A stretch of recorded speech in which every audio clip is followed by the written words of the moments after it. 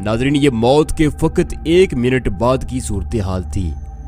Marlowe की गर्दन किसी ताकतवर हाथ ने जकड़ ली थी और एक बहुत बड़ा भंवर उसे अपनी जानब खींचता चला जा रहा था। वो चीख रही थी, चिल्ला रही थी।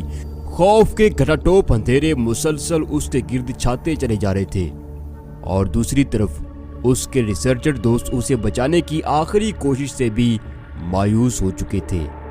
वो बाद अज़ मौत जिंदगी के इस नए रुख का पहला भयानक तजुर्बा कर रही थी और ये तजुर्बा हजारों लोगों के साथ रोज होता है, लेकिन वो हमें बताने के लिए कभी वापस नहीं आते।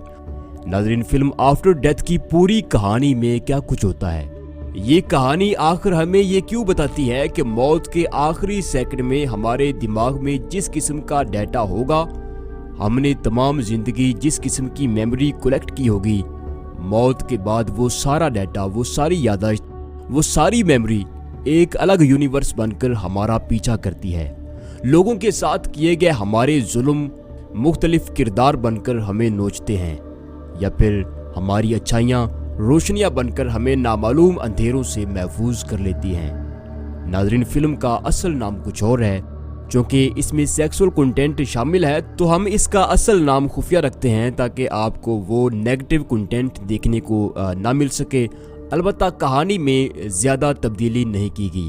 मैं हूँ आपका होस्ट, आपका दोस्त इमरान अदीब और आप देख रहे हैं अपना favourite YouTube channel expose world. नाज़रीन, मज़ीद आगे बढ़ने से पहले मैं आपको बताता चलूँ कि अगर आप साल हर साल मार्केट में पड़े कोल्ड ड्रिंक्स और शरबत इस्तेमाल करते हैं तो ये आपकी सेहत के लिए कोई अच्छी चीज़ साबित नहीं हो सकते, क्योंकि इनको लॉन्ग टाइम सेव रखने के लिए इनमें शामिल किए गए केमिकल्स शुगर, ब्लड प्रेशर, मैदा की खराबी और दीगर बीमारियों की वजह बनते हैं।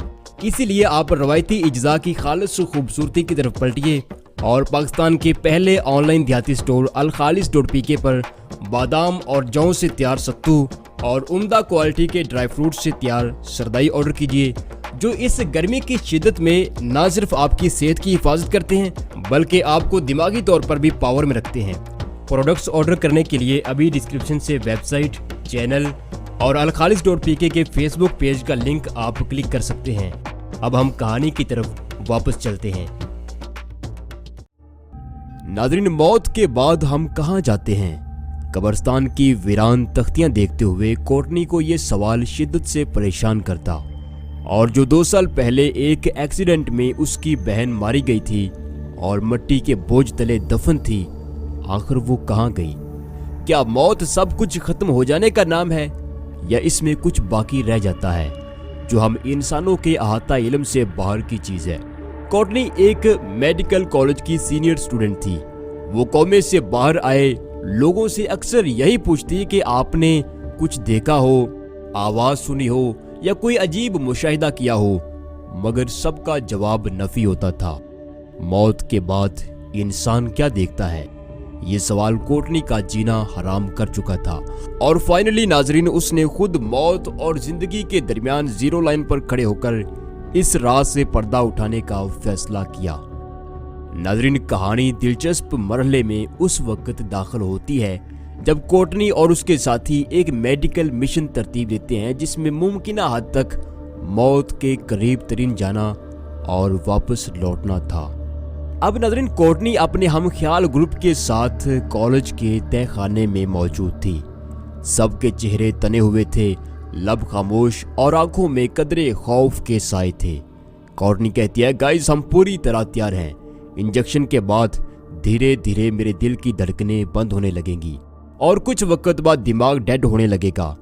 दिमाग जब 60% डेड हो जाए तो आप मुझे दोबारा रीअलाइव करोगे और इस सारे प्रोसीजर में सेंसर्स मेरे दिमाग में होने वाली हर एक्टिविटी को रिकॉर्ड करेंगे, जिसे हम बाद में डिकोड करके समझने की कोशिश करेंगे।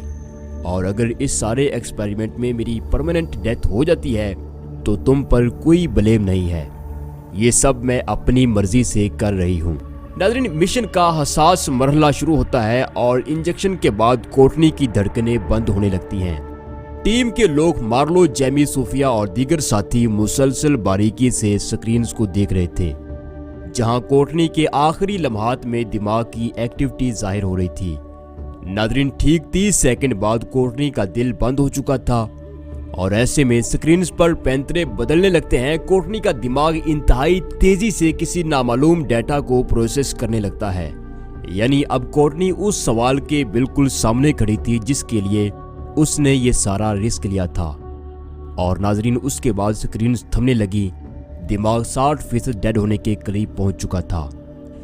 यूं नाजरीन, टीम ने तेजी से मिशन का आखिरी मरहला ऑन किया और कोर्टनी को री-अलाइव करने की कोशिश करने लगे, मगर बेसुध उन्होंने दोबारा दिल को झटके दिए, लेकिन कोर्टनी वापस नहीं आई। स्क्रीन्स बिल्कुल ब्लैंक हो चुकी थी। टीम ने घबराकर सीनियर रिसर्चर्स रे और मार्लो को इमरजेंसी बुलाया और सब मिलकर कोर्टनी को दोबारा मेडिकली जिंदा करने की कोशिश करने लगे। और दूसरी तरफ कोर्टनी का शऊर उसके जिस्म का साथ छोड़कर एक अलग दुनिया में पहुंच चुका था। मौत के शुरुआती पीरियड में वो चंद सेकंड्स के अंदर अपनी पूरी जिंदगी अपनी आंखों के सामने देखती है और उसके बाद सुकून देने वाली कई रोशनियां उसे घेर लेती हैं, जैसे कोई उसे नई दुनिया में खुशामदीद कह रहा हो। नाज़रीन, कोर्टनी की डेथ को 2 मिनट गुजर चुके थे। रे आखिरी हरबे के तौर पर डायरेक्ट दिल को नाली डालकर पंप देता है और ये जुगाड़ काम कर जाता है। कोर्टनी खांसती हुई वापस आंखें खोलती है। सब दोस्त बेहद खुश होते हैं और लाइब्रेरी में आकर कोर्टनी के आखिरी लम्हात की ब्रेन रिकॉर्डिंग को देखने लगते हैं, जिसमें हैरत अंगेज तौर पर दिमाग ने इतनी तेजी से वर्क किया था कि कई जगहों पर ब्रेन में स्पार्क के निशानात मौजूद थे। और फिर कोर्टनी उन्हीं आफ्टर लाइफ के तजुर्बे के बारे में बताती है। नाजरीन, इस एक्सपेरिमेंट के बाद जो कोर्टनी अब सामने आती है वो बिल्कुल एक नई तरह की शख्सियत थी। बेइंतहा ज़हीन, झटपट बेहतर फैसला करने वाली और कभी न थकने वाली। चीज़ों के बारे में उसका एनालिसिस दूसरों से बहुत बेहतर हो गया था। कोर्टनी की जिंदगी में ये सब बदलाव इस एक्सपेरिमेंट के बाद मुमकिन हुआ था। अब कहीं न कहीं इस तजुर्बे से जुड़े दूसरे लोग, सूफिया, जेमी, मार्लो और दीगर स्टूडेंट्स भी, उनके जहन में भी इस एक्सपेरिमेंट से गुजरने और ज़हीनो फतीन बनने की ख्वाहिश उठने लगी। और यूं नाजरीन, वो सब एक बार फिर इस आफ्टर लाइफ मिशन को तरतीब देने के लिए तैयार थे और इस मिशन का नाम था स्लैट लाइनर। नाजरीन, कॉलेज के तहखानों में स्लैट लाइनर मिशन का आगाज होता है तो जेमी सबसे पहले आफ्टर लाइफ के लिए आगे बढ़ता है और जो ही उसके दिल की धड़कनें बंद होती हैं तो एक अलग दुनिया का दरवाजा उस पर खुलता है, जहां उसे अपनी जिंदगी के सारे बुरे काम नजर आने लगते हैं। यहाँ तक कि एक लड़की को हमला करके उसने जो बेयारो मददगार उसे छोड़ा था, इस सीन के बाद उसके गिर्द घटाटोप अंधेरा छा जाता है। कोई आवाज और ना ही कोई रोशनी, कुछ भी नहीं था। नाजरीन, वो हक्का बक्का इधर उधर देख ही रहा था कि पीछे से उसे कोई बालों से नोच लेता है और इससे पहले कि कोई उसे घसीटता हुआ कहीं ले जाता, स्लैट लाइनर टीम उसे वापस दोबारा जिंदा कर देती है और वो खौफ के मारे कई घंटों तक गुमसुम पड़ा रहता है। नाजरीन, उसके बाद सूफिया इस एक्सपेरिमेंट में उतरने के बाद जिंदगी की दहलीज से मौत के कालकोठरे में जब दाखिल होती है तो उसे अपने कॉलेज के वो दिन दिखाई दिए जब उसने एक ज़हीन लड़की को जाती अना की तस्कीन के लिए ब्लैकमेल करवाया था और वो वीडियो स्कूल में रिलीज करवाकर उसका कैरियर बर्बाद कर डाला था। इस सीन के बाद वही अंधेरा, खौफ, किसी के कदमों की चाप और एक अजनबी हाथ जो उसके बालों पर आन पड़ा था। अब आखिर में मार्लो इस एक्सपेरिमेंट का हिस्सा बनने वाली थी और जो ही मौत उस पर तारी होती है तो वो उस नौजवान को देखती है जिसे उसने दवा का ओवरडोज देकर मार डाला था और अब वही नौजवान एक खौफनाक शक्ल लिए मौत के बाद उसके पीछे पड़ गया था। नाज़रीन, ये सारा एक्सपेरिमेंट कॉलेज की बेसमेंट में हो रहा था जहां कभी कोई जाता नहीं था, लेकिन अभी मार्लो को डेथ की तरफ गए हुए चंद सेकंड ही हुए थे कि कॉलेज के कुछ लोग बेसमेंट की तरफ आने लगते हैं। यूं कोर्टनी और उसके दोस्तों के हाथ पांव फूल जाते हैं और वो जल्दी से मार्लो को जिंदा करते हैं और उसे अपने साथ गाड़ी में डालकर भाग जाते हैं। अब जो कि सब लोग ताज़ा आफ्टर लाइफ के तलख तजुर्बात से गुजरे थे तो इस खौफनाक तजुर्बे की शिद्दत को कम करने के लिए वो एक डांस बार में जाते हैं, लेकिन दिल था कि बहुत ही बेचैन। अब वो ये बात कहीं ना कहीं जान चुके थे कि मौत के बाद अगर कोई जिंदगी है तो उनके जराइम उस जिंदगी में इनका पीछा जरूर करेंगे। अब किसी का दिल भी उस पार्टी में नहीं लगता तो सब के सब लोग अपने अपने घरों को लौट जाते हैं और ऐसे में उनके साथ एक नया सिलसिला शुरू हो जाता है। चूंकि उनके दिमाग स्लैट लाइनर से गुजरने के बाद अपना वर्किंग पैटर्न खासा पुरस्कार कर चुके थे, तो उनके दिमाग उन्हें उनकी जिंदगी के बड़े बड़े जराइम की तस्वीरें हकीकत बनाकर और उनके मुख्तलिफ करैक्टर बनाकर दिखाने लगते हैं, जिसे हेलुसिनेशन कहते हैं। जैसे कोर्टनी पार्टी से लौटते वक्त जब गाड़ी के पास आती है तो वो देखती है कि गाड़ी के अंदर पानी भर चुका है और उसकी मुर्दा बहन की डेड बॉडी उस पानी में तैर रही है। और दूसरी तरफ जेमी घर आकर शावर ले ही रहा था कि उसे कमरे में किसी बच्चे के रोने की आवाज आती है। वो बाहर निकलकर देखता है कि बेडरूम पर कोई कपड़े में लिपटा हुआ बच्चा रो रहा है। जब वो डरते डरते कपड़ा हटाता है तो वहां कुछ भी नहीं होता, जबकि मार्लो उस नौजवान को देखती है जिसे उसने ओवरडोज देकर मार डाला था। इसी तरह सूफिया भी उस लड़की को देखती है जिसे उसने ब्लैकमेल करवाया था। नाज़रीन, इन सब में रे वो वाहिद यंग मैन था जिसने अपने ऊपर ये एक्सपेरिमेंट नहीं किया था, लिहाजा उसके साथ कोई प्रॉब्लम नहीं थी। अब इन सब पर खौफ का एक नया दौर तब शुरू होता है जब कोर्टनी अपनी बालकनी पर खड़ी होती है और अचानक उसकी बहन उसके पास बहुत पास नमूदार होती है, जिसे देखते ही कोर्टनी का बैलेंस बिगड़ जाता है और उसकी डेथ हो जाती है। नाज़रीन, इस दर्दनाक वाक़े के बाद सबके कान खड़े हो चुके थे। स्लैट लाइनर के रास्ते उन्होंने जिस मौत को बहुत पास से देखा था, अब वो उनके पीछे पीछे थी।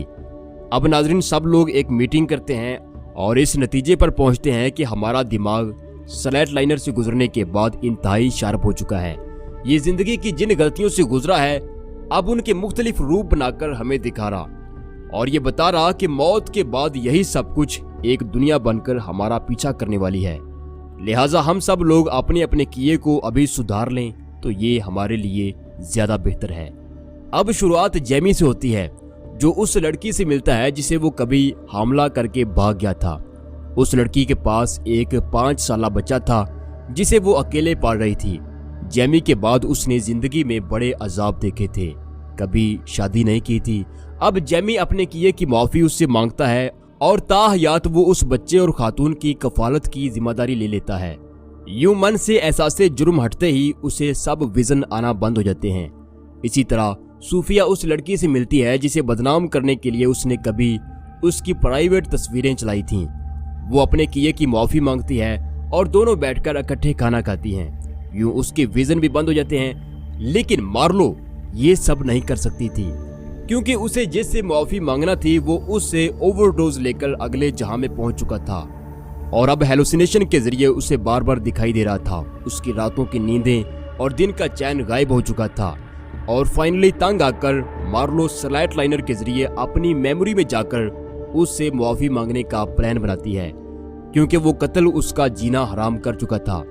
अब नाजरीन, वो जो प्लान बनाती है वो 1 वे था, यानी सिंगल ट्रैक था। उसके बाद उसे कभी वापस जिंदा होने के लिए नहीं उठना था। वो चुपचाप नीचे मेडिकल बेसमेंट में जाती है और अपने सब दोस्तों को एक मैसेज टाइप करती है जिसमें अपने कहे सुने की माफी मांगकर वो अपने दोबारा स्लैट लाइनर में जाने का कहकर खुद को इंजेक्शन लगा देती है।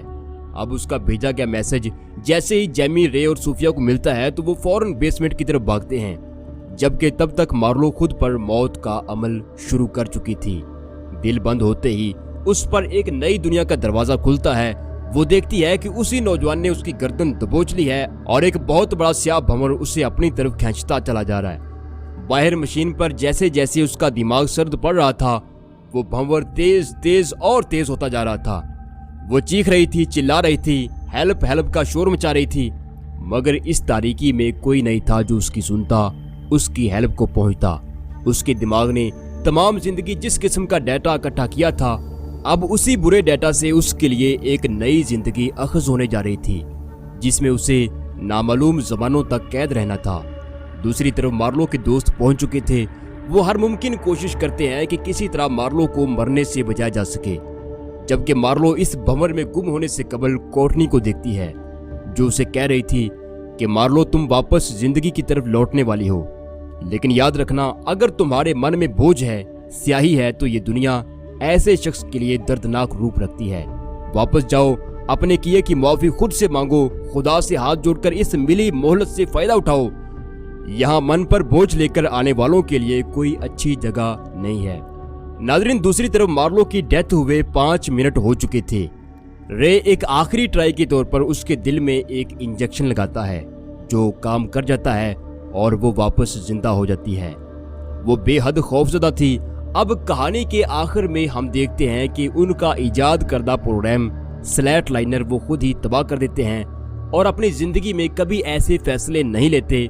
वो तौबा कर लेते हैं ऐसे फैसलों से जो उनके मन पर बोझ और दिमाग में बैड मेमोरी को जगह दें, क्योंकि यही वो मेमोरी है, यही हमारी दिमागी वो यादाश्त है जिसकी बुनियाद पर हमारी मौत के बाद की ज़िंदगी डिज़ाइन होती है। नाज़रीन, ये थी फिल्म आफ्टर डेथ की ज़बरदस्त कहानी।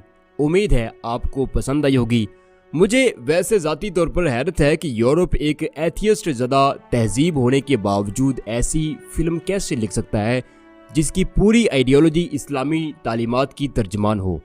जैसे हुजूर अकरम सल्लल्लाहु अलैहि वसल्लम ने फरमाया कि आमाल का दारोमदार नीयतों पर है, यानी आप जिस नीयत के साथ दिमाग में मेमोरी को कलेक्ट करते हैं, फैसले लेते हैं, मरने के बाद वैसी ही आपकी ज़िंदगी होगी।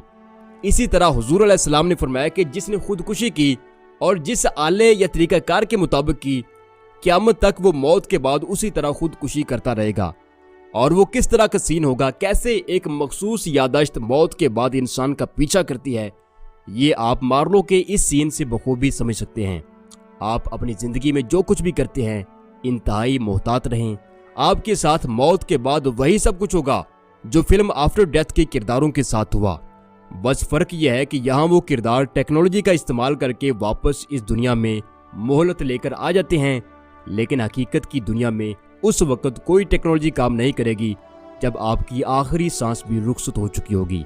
और नाज़रीन, आखिरी बात कि अगर सच में किसी मरते हुए दिमाग से डाटा रिकॉर्ड किया जाए तो आखिर क्या रिकॉर्ड होगा, इस पर मेरी एक तफसीली वीडियो का लिंक नीचे डिस्क्रिप्शन में मौजूद है। देखिए और एंजॉय कीजिए। इस कहानी के बारे में आपका क्या ख्याल है, आपकी क्या राय है, वो मुझे नीचे कमेंट में लिखिए। और अगली हमारी ऐसी कौन सी सबक आमोज़ फिल्म होनी चाहिए जिस पर हम बात करें, ये भी अगर आपके कोई इल्म में है तो मुझे ज़रूर बताइएगा। अपना बहुत सारा ख्याल रखिएगा। अल्लाह हाफिज़।